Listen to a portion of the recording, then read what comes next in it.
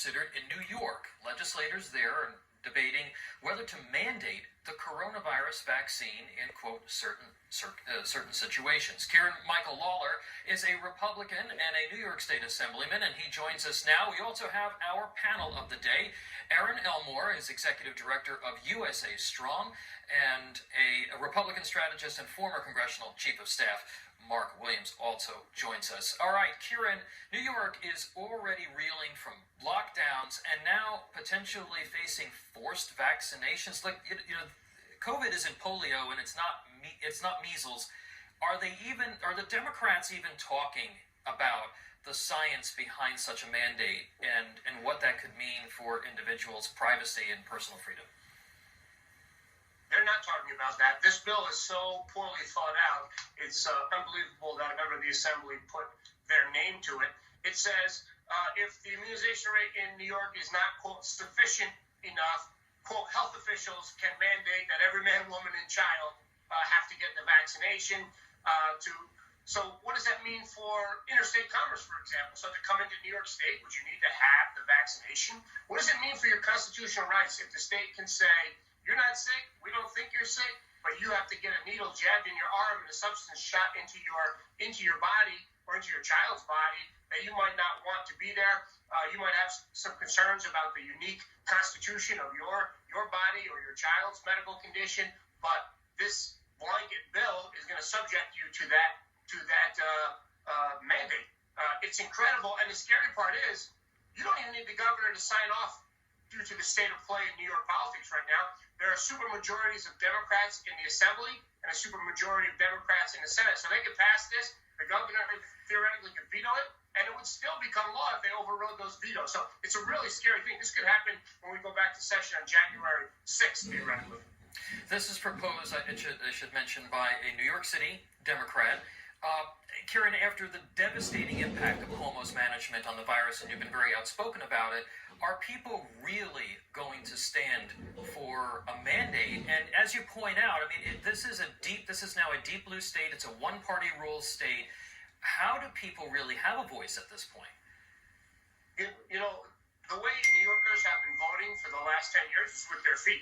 100,000 New Yorkers move out of the state every year over the last 10 years, and that's going to happen in droves. We already had 2 years ago, we took away the religious exemption for mandates. So even if you had a religious objection to COVID or to a vaccination, to get into schools, you had to get the vaccination. So a lot of people moved out of the state. A lot of people shifted to homeschooling around New York State. But you're going to see more people flee. This is, again, going to have a devastating economic impact on us, and it's going to hurt us politically. We're already going to lose likely 2 members of Congress with the next census, and this is only going to hurt us in terms of political clout going down the road.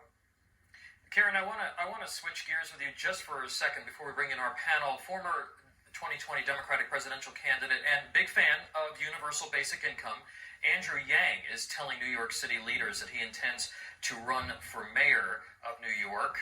According to the New York Times, he's expected to announce this week. Your thoughts on that, and given how devastated New York City has been by both Cuomo and de Blasio, I mean, is this really what people need to have confidence that they actually can stay here and live here and run a business here?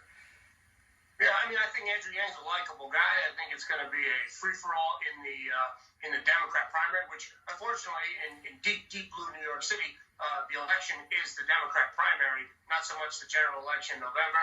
I think when it's all said and done, this fight is, I think I'm impressed with his background, but I don't see someone like Andrew Yang coming out of nowhere to get through the Democrat machines in New York City and get through all that and become the nominee and become the mayor.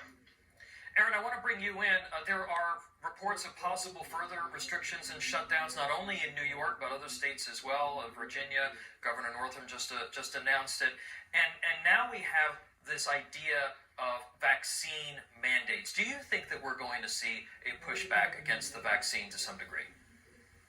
Well, I certainly hope so. Unfortunately, though, constitutionally speaking and pursuant to Supreme Court rulings, mandatory vaccines could actually be a thing.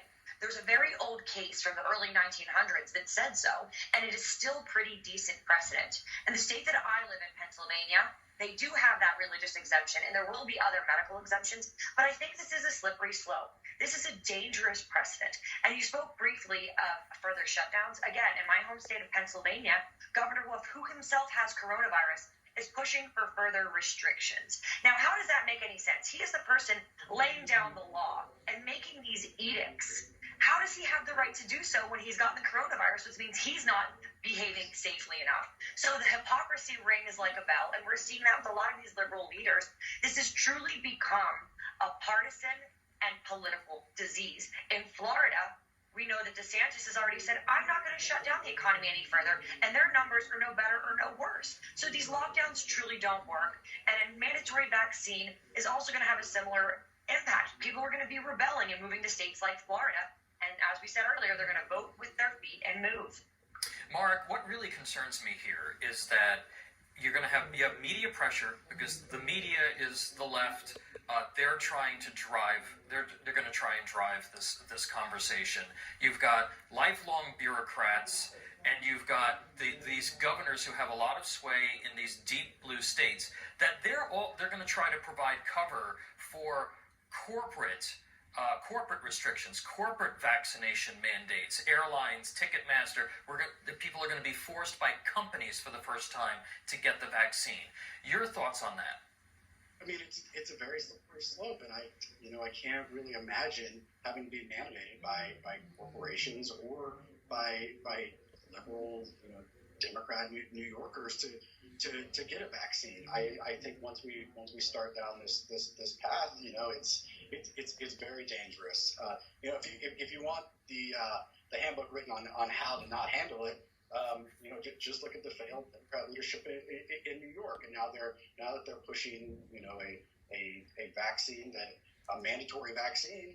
I mean, I think it's just another demonstration of their failed leadership throughout this whole process. Look, they're going to have people rebelling against it. They're going to have people not wanting to get it because it's mandated, and they're going to continue to suffocate businesses and suffocate our economy. All right, Kieran Michael Lalor, thank you for your leadership on this issue. Aaron and Mark, stick around.